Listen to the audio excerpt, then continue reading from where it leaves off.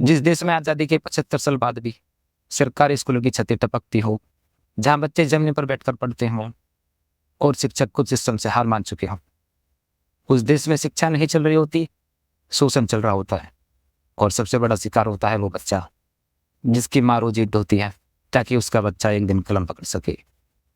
लेकिन यह सिस्टम उसे कलम नहीं देता, खामोशी देता है।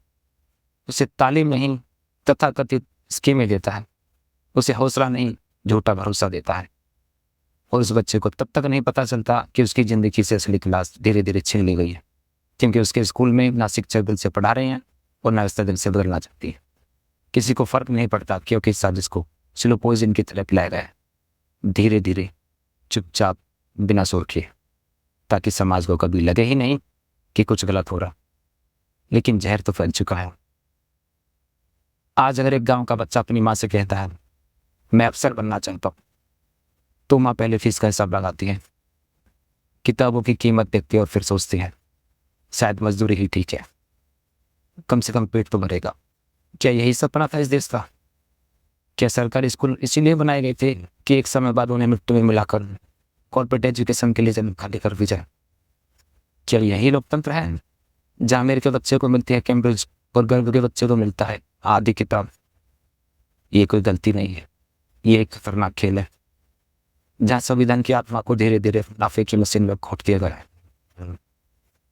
और जब एक पूरी पीढ़ी बिना आवाज किए गले तक डुबो दी जाए, तो चुप रहना भी अपराध बन जाता है।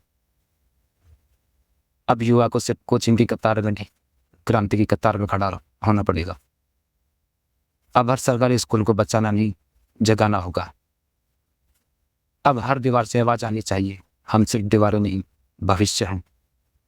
और जिस दिन सरकारी स्कूलों को उसका सम्मान वापस मिलेगा, उस दिन गरीब का बच्चा सिर्फ पढ़ेगा नहीं, पूरे सिस्टम से हिसाब चिकता करेगा। अब वक्त है घंटी बजाने का नहीं, घंटी फाड़ने का। क्योंकि अगर अब सरकारी स्कूल नहीं बचाए गए, तो आने वाली नस्लें सिर्फ नारे पढ़ेंगी, शिक्षा नहीं। जरा सोचो, अगर सरकारी स्कूल इतने शानदार होते, तो देश के किसी भी नेता, मंत्री या अधिकारी का बच्चा वहीं क्यों नहीं पढ़ता? कभी देखा है किसी विधायक का बेटा सरकारी बेंच पर बैठा?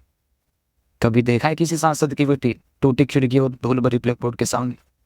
नहीं, क्योंकि उन्हें पता है ये सिस्टम किसके लिए है, और वो भी जानबूझकर बिगड़ा हुआ। सरकारी स्कूलों को शिक्षा के मंदिर से समाज का कबाड़ खाना बना दिया गया। दीवारें गिर रही हैं, शिक्षक टाइम पास कर रहे हैं, बच्चे सिर्फ मिड डे मील के लिए आ रहे, और जो सिलेबस पढ़ाया जा रहा है वो सिर्फ अटेंडेंस भरने के लिए, ज्ञान देने के लिए नहीं।